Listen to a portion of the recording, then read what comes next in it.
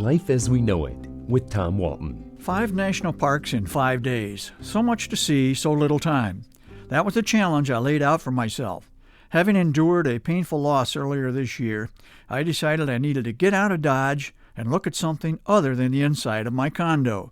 So I thought big. 5 parks, 5 days, 1 rule. Make at least 1 long hike in each park.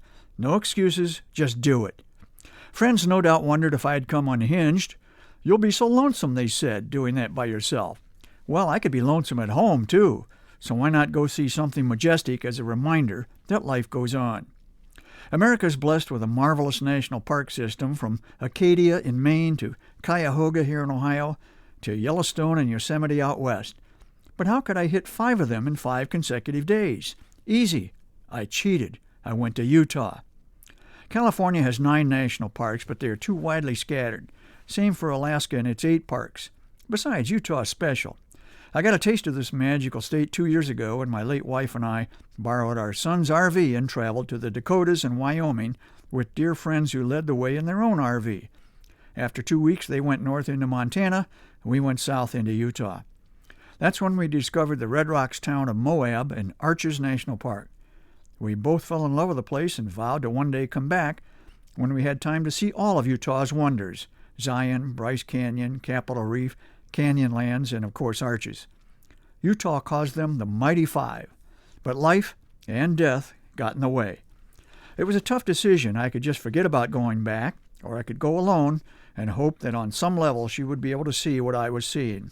I went. Good choice.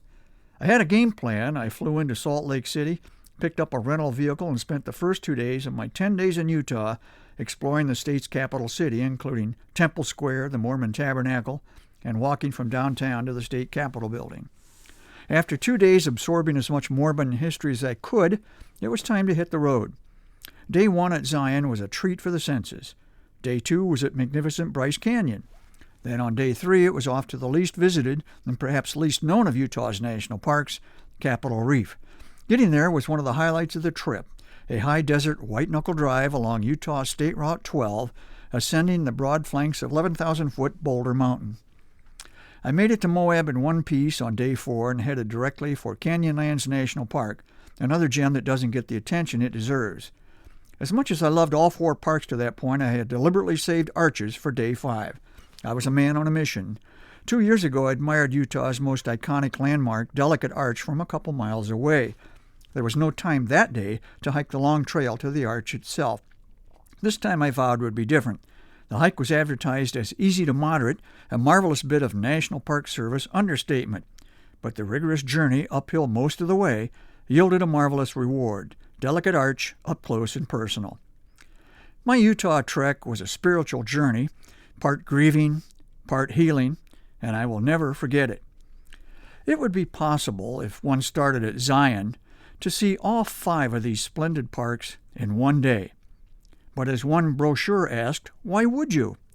That would be like sprinting through the Louvre. Life as We Know It is written and hosted by Tom Walton and is a production of WGTE Public Media. Life as We Know It with Tom Walton can be heard on WGTE FM 91 every Monday afternoon during All Things Considered at 5:44 p.m. Or hear past episodes at wgte.org/life.